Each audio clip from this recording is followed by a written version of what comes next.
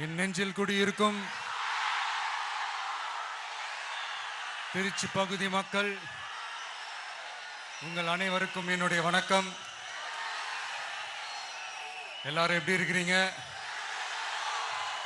காலையில் எல்லாரும் சாப்பிட்டீங்களா? ரொம்ப நேரமா வெயிட் பண்றீங்க போல. இந்த சீக்கிரம் முடிச்சிடுறேன்.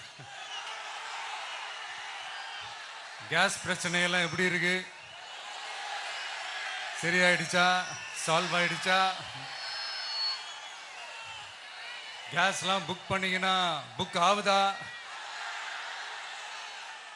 இந்த கேஸ் பிரச்சனையினால எவ்வளவு பிரச்சனைகள், எவ்வளவு டீ கடைகள் மூடிட்டாங்க, எவ்வளவு ஹோட்டல்ஸ் மூடிட்டாங்க, இதனால எவ்வளவு கஷ்டங்கள், எவ்வளவு நஷ்டங்கள்.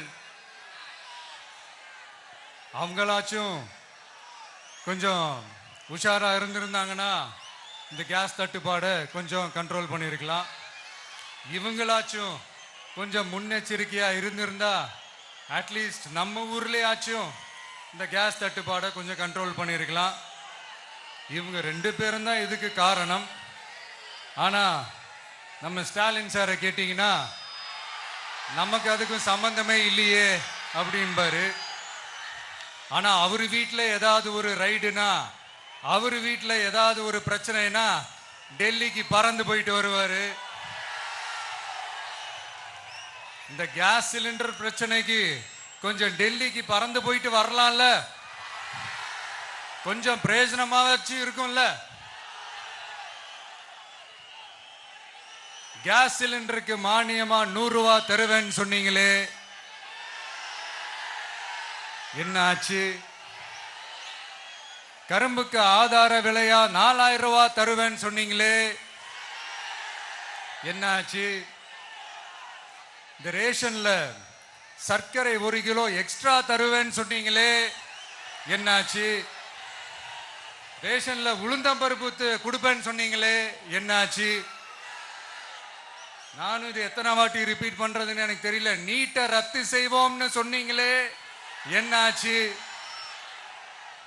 சோ எதெல்லாம் அவரால் செய்ய முடியாதோ அதையெல்லாம் பொய் வாக்குறுதிகளா கொடுத்து ஏமாத்துறது தான் இவருடைய வேலையே. இப்ப அடுத்த செட் ஆஃப் இந்த பொய் வாக்குறுதிகளை ரெடி பண்ணிட்டாரு. அதனால அவரை மாதிரி நாங்க பொய் வாக்குறுதிகள்லாம் கொடுக்க மாட்டோம். மக்களுடைய தேவைகள் என்னன்னு சரியா புரிஞ்சுக்கிட்டு அதுக்கு ஏத்த மாதிரி தான் நாம செயல்படுவோம். 6 சிலிண்டர்கள் தாய்மார்களுக்கு கட்டணம் இல்லாம அன்னபூர்ணி சூப்பர் 6 திட்டம் சொன்ன மாதிரியே நிறைவேற்றுவோம். கல்யாணம் ஆகி போற நம்ம தங்கைகளுக்கு 1 பவுன் தங்கமும் பட்டு சேலையும் சொன்ன மாதிரியே கொடுப்போம். 60 வயசு வரைக்கும் இருக்கிற குடும்ப தலைவிகளுக்கு மாதந்தோறும் 2500 சொன்ன மாதிரியே கொடுப்போம். என்னுடைய அம்மா, அக்கா, தங்கைகள் எல்லாருமே தமிழ்நாட்டில் எந்த மூலையிலிருந்து எங்க வேணாலும், தமிழ்நாட்டுக்குள்ள எந்த பஸ்ல வேணாலும் ஃப்ரீயா சொன்ன மாதிரியே ஃப்ரீயா போகலாம். கல்வி, ரேஷன், மருத்துவம், குடிநீர், சாலை வசதி, பஸ் போக்குவரத்து, இந்த மாதிரி அடிப்படை விஷயங்கள்ல தான் எங்களுடைய முதல் கவனம் இருக்கும். நான் ஏற்கனவே சொன்னது மாதிரி நிறைய கவர்மெண்ட் ஸ்கூல்ல இந்த டாய்லெட் வசதிகள்லாம் சரியா இல்லை, அதை சரிப்படுத்தணும்னு சொன்னோம். உடனே இதெல்லாம் ஒரு பெரிய விஷயமா அப்படின்ட்டு சில அறிவாளிங்க கேட்டாங்க. அந்த அடிப்படை வசதிகள் இல்லாததுனால தான் ஒரு 12th ஸ்டாண்டர்ட் படிக்கிற பொண்ணு ஒரு அவசரத்துக்கு ஒரு காட்டு பக்கம் ஒதுங்கினாங்க. என்னாச்சு? இந்த உலகத்தை விட்டே போயிட்டாங்க. அதுக்கு என்ன காரணம்? இந்த மாதிரி அடிப்படை வசதிகள் இல்லாததான் காரணம். அதனால என்னுடைய தாய்மார்களே, உங்களுக்கு பாதுகாப்பு இல்லாத இந்த அடிப்படை வசதிகள் கூட செஞ்சு கொடுக்காத இந்த தீய சக்தி திமுக அரசை என்ன பண்ணலாம்? தூக்கி வீசி அறிவோமா? எதுக்கு இப்ப அங்க இங்க சுத்திக்கிட்டு நம்ம ஊருக்கே வருவோம், நம்ம திருச்சிக்கே வருவோம். இங்க ஒரு மந்திரி இருக்கிறாரு, நகராட்சி துறையில வேலை வாங்கி தரதா சொல்லி கோடிக்கணக்கான பணத்தை லஞ்சமா வாங்கிக்கிட்டு தகுதியானவங்களுக்கு எல்லாம் வேலை வாய்ப்பு கிடைக்காத அளவுக்கு பண்ணிருக்கிறாரு. இதெல்லாம் எவ்வளவு பெரிய ஒரு ஏமாத்து வேலை. அதனால நம்ம தம்பி தங்கைகளே, உங்களுக்கு இந்த வேலை வாய்ப்பை பறிச்ச இந்த ஸ்டாலின் சார் சர்க்காரை என்ன பண்ணலாம்? தூக்கி வீசி எறிவோமா? உங்களுக்கு இந்த பாதுகாப்பு இல்லாத, சட்டம் ஒழுங்கு சரியில்லாத இந்த தீய சக்தி திமுக அரசை என்ன பண்ணலாம்? தூக்கி வீசி எறிவோமா? நகராட்சி துறையில மட்டுமே 1000 கோடிக்கு மேல ஊழல்னா அப்ப மத்த துறையில எல்லாம் கொஞ்சம் கணக்கு போட்டு பாருங்க, தலையெல்லாம் சுத்தி போயிடும். நான் கொஞ்ச நாளைக்கு முன்னாடி சொல்லியிருந்தேன், இந்த ஸ்டாலின் சார் டாக்ஸ் அப்படின்ட்டு, இந்த ஜிஎஸ்டி மாதிரி எஸ்எஸ்டி, அதை பத்தி அவங்க வாயை திறக்கலைங்க. என்னமோ அவங்களே ஒத்துக்கிட்ட மாதிரி இருக்குது. ஆமா, இப்படி ஒரு டாக்ஸ் இருக்குது அப்படின்னு அவங்களே ஒத்துக்கிட்ட மாதிரி ஆயிடுச்சு.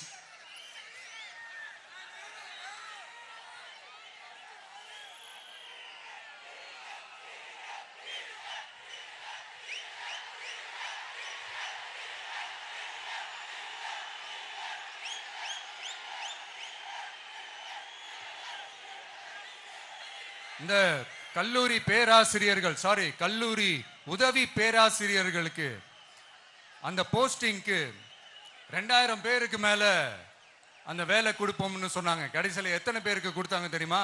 வெறும் 5 பேருக்கு. 2000 எங்க, இந்த 5 எங்க? அதனால இதெல்லாம் வெறும் அறிவிப்புகள் மட்டும்தான். இந்த மாதிரி லட்சக்கணக்கான காலி பணியிடங்களை நிரப்புவோம்னு சொன்னாங்க, அதுவும் என்ன ஆச்சுன்னு தெரியல. இதெல்லாம் வெறும் அறிவிப்புகள் மட்டும்தான். இதனால ஒரு யூஸுமே கிடையாது. யூஸ்லெஸ் கவர்மெண்ட் இது. அது மாதிரி 100% ஒரு நியாயமான ஒரு ஆட்சியை நாம கொடுப்போம்ங்க. 100% நீங்க இந்த விஜய நம்பலாமுங்க. நீங்க நம்புறீங்கன்னு எனக்கு தெரியும்.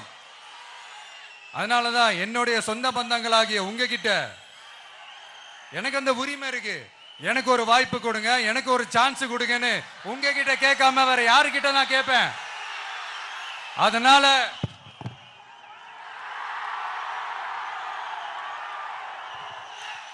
எனக்கு ஒரே ஒரு வாய்ப்பு கொடுங்க.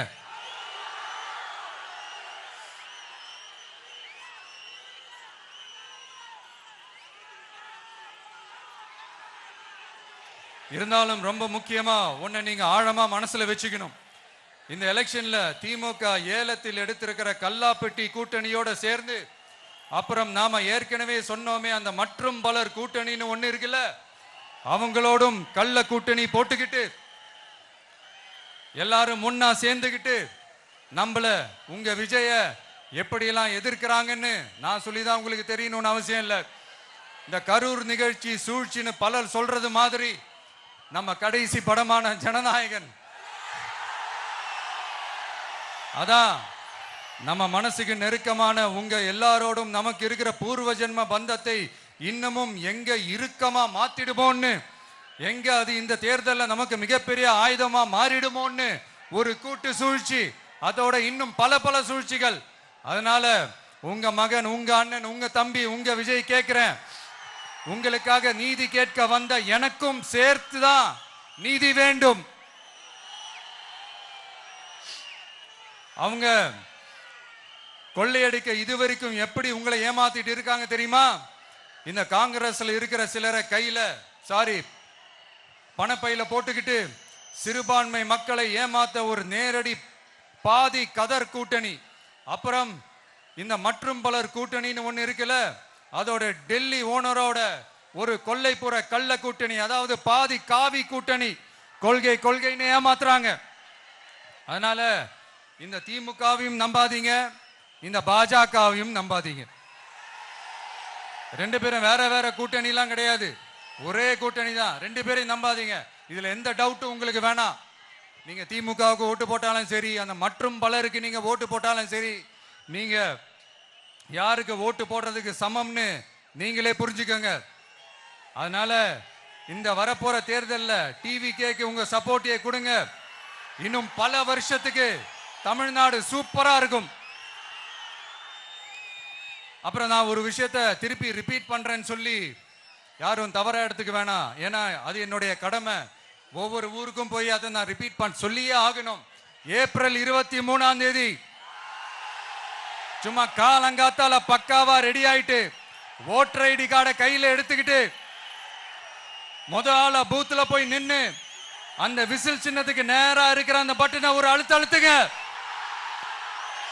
உங்க வீட்டுல இருக்கிற ஒவ்வொருத்தரையும் அழைச்சிட்டு போங்க. சப்போஸ் வெளியூர்ல இருந்து இங்க திருச்சியில இருக்கீங்கன்னா என்னடா ஊருக்கு போய் ஓட்டு போடணுமேன்ட்டு அசால்ட்டா விட்டுறாதீங்க. இப்பவே அட்வான்ஸ் அவங்களுடைய டிக்கெட்டை புக் பண்ணுங்க. இது ஒரு தலைமுறைக்கான ஒரு தேர்தல், உங்களுக்கான தேர்தல். எவ்வளவு பெரிய வசதியான வாழ்க்கையா இருந்தாலும் எல்லாத்தையும் உதறி தள்ளிட்டு உங்களுக்காக மட்டுமே வந்திருக்கிறேன். உங்களுக்காக நன்றி கடன் செலுத்துறதுக்காக மட்டுமே வந்திருக்கிறேன். அத்தனை வழிகளையும் தாங்கிக்கிட்டு உங்களுக்காக மட்டுமே வந்திருக்கிறேன். ஒரு நாளும் பொய் சொல்லி உங்களை நான் ஏமாத்த மாட்டேன். இந்த 4 முனை போட்டி 40 முனை போட்டின்னு எத்தனை முனை போட்டின்னு வந்தாலும் இங்க 2 முனை போட்டி மட்டும்தான். ஒன்னு டிவிகே, இன்னொன்னு டிஎம்கே. மக்கள் விரோத ஆட்சி நடத்துற ஸ்டாலின் சார் வேணுமா, மக்களை நேசிக்கிற விஜய் வேணுமா? அவ்வளவுதான் இந்த தேர்தலே. அதனால உங்க விஜய்க்கு, உங்க அண்ணனுக்கு, உங்க தம்பிக்கு, உங்க பிள்ளைக்கு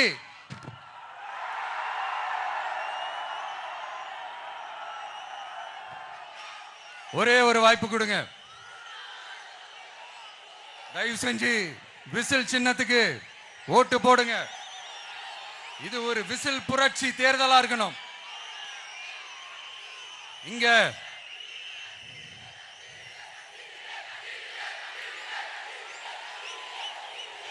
தேங்க்யூ. இங்க திருச்சி இந்த எல்லா தொகுதியிலும் நம்மளுடைய நண்பர்களை, நம்மளுடைய தோழர்களை, வேட்பாளர்களா அன்னைக்கு அறிவிச்சேன், நான் நிப்பாட்டி இருக்கேன். அவங்க வேற, நான் வேறன்னு தயவு செஞ்சு பிரிச்சு பாத்துறாதீங்க.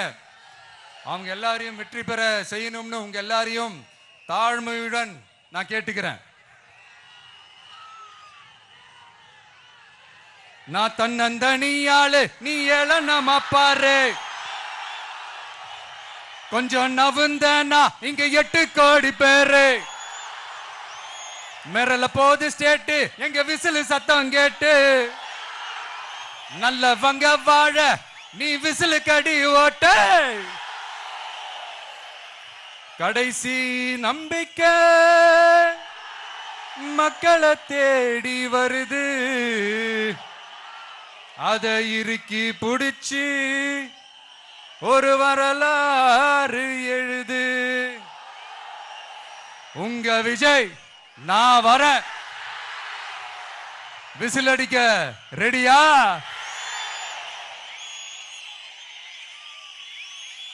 கான்பிடென்டா இருங்க.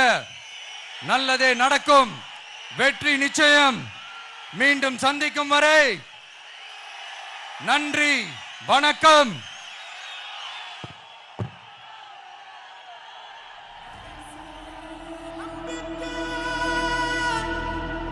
மக்களை தேடி வருது. அதை இறுக்கி முடிச்சு ஒரு வரலாறு எழுது.